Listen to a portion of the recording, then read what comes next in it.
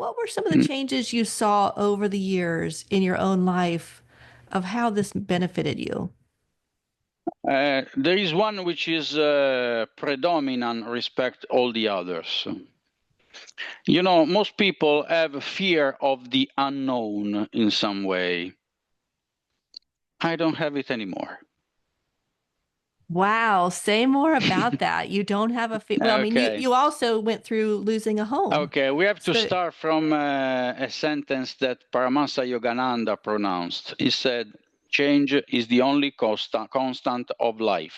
What I have realized that whenever I have been in distress in my life, and it happened to me as I think it happens to every person in the world, there was a subtle intelligence which in some way opened a side door for me to go out where I had to go out, or to enter somewhere else where I had to enter somewhere else. I think that that's a huge, I mean, that's it, right? That is life. Because if we can go through life, as Yogananda said, unshaken in the crash of breaking worlds, whatever's Yeah. happening in society, in the planet, in the world, in your own personal life, you have a sense of underlying peace and courage, and to just be there and see what unfolds. Then, in a way, there are more important. Now, I was talking about material stuff, but something which happened to me many times is that, and it happened most of the time, was when I was not meditating and I was not thinking about that stuff.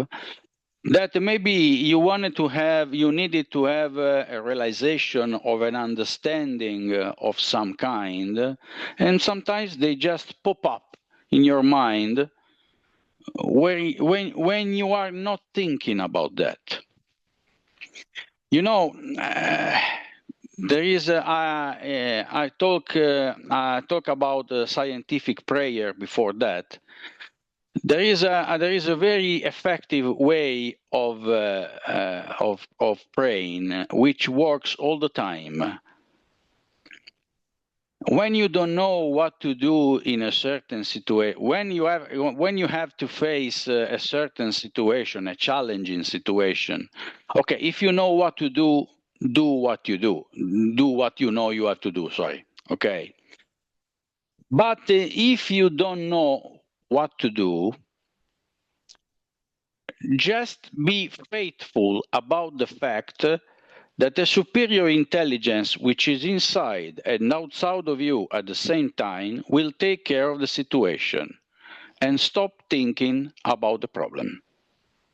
This works all the time. Maybe not in the way you expect, but usually in a better way. That's my experience. It happened so many times in my life that I don't have any doubt anymore. I love it. And I think that that's one of the reasons we named the podcast Spirit Led, is just to say sometimes we have to surrender our little minds and Yep. just say, God is taking care of this.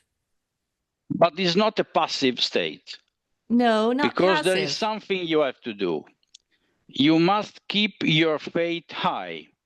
You can do little by little, because faith must be built little by little.